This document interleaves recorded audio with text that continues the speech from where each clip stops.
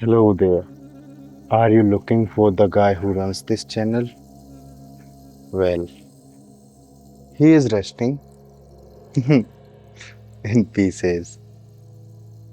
He did a good photo shoot though.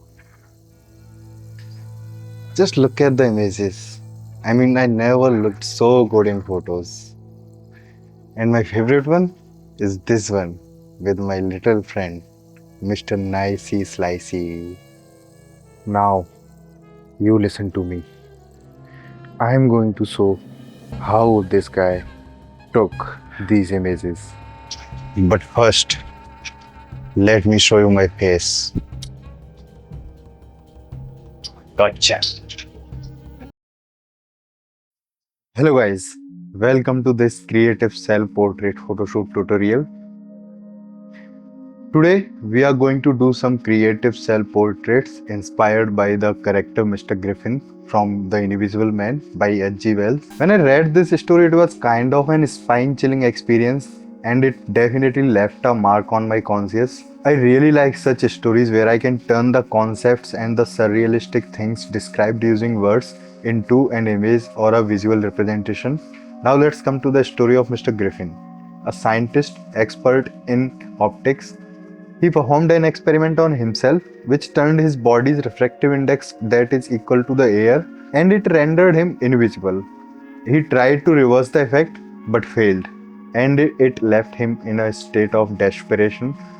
He decided to use his invisibility to go through life the easy way by stealing or by committing crimes. It ended really bad for him though. But the story and the character itself is so iconic that a TV series and a movie were made in the same year, that is 1984. By 1984, this is a hint to our next video, so stay tuned for that as it is going to be related with the year 1984. Now let's come to my look for the photo shoot. So getting into Mr. Griffin's character or look, it was kind of hard and easy at the same time because I knew that the whole face is going to be covered and I was planning to cover my hands initially, but I left it out because I want to show some invisible hands, like a sense of invisibility in the frame. So that's why I left my hands open. And all the things I used, like this white cloth right here, and then sunglasses,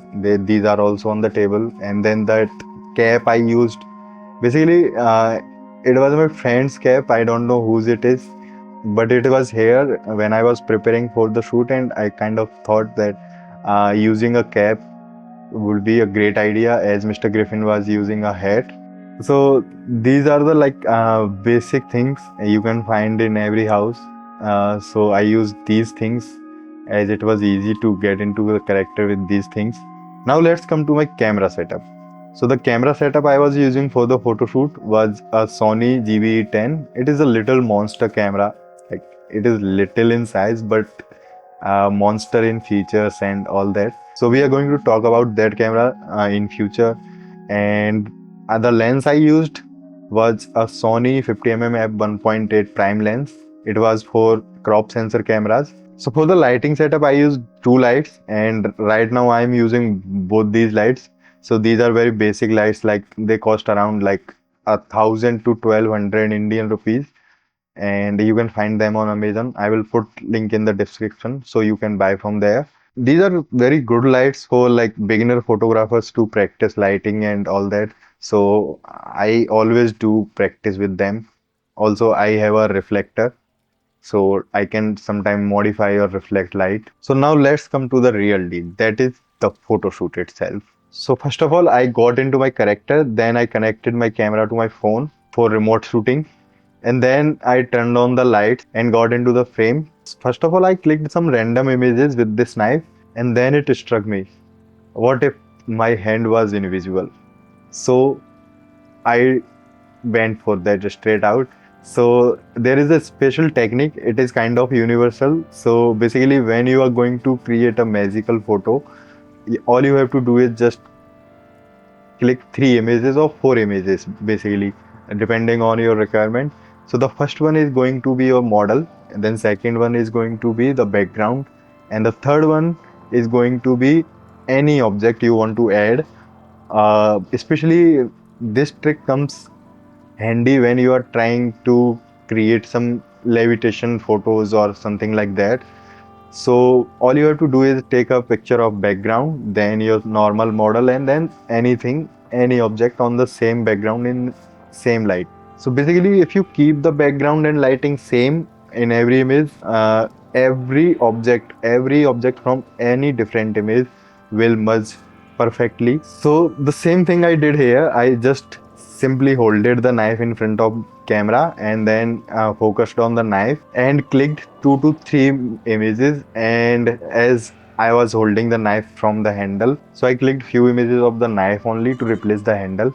Then I merged all these images into one, and it came out really good and really magical. Like, I didn't expect this to be this good. And after watching that result, it came in my mind that what if I can show the invisibility at a greater extent. So what I did was, the first thing, I removed the white cloth from my head, and then I simply clicked a picture of me wearing the hat and sunglasses. And then what I did was, I clicked another image of the background, and then there was a third image with the sunglasses in a kind of same position and same angle as I'm wearing in the photo. And then there is the final image of the cap in same angle I was striking a pose.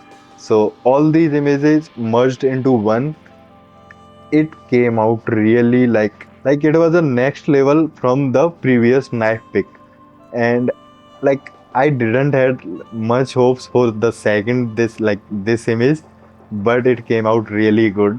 Like, I really liked it more than the knife one.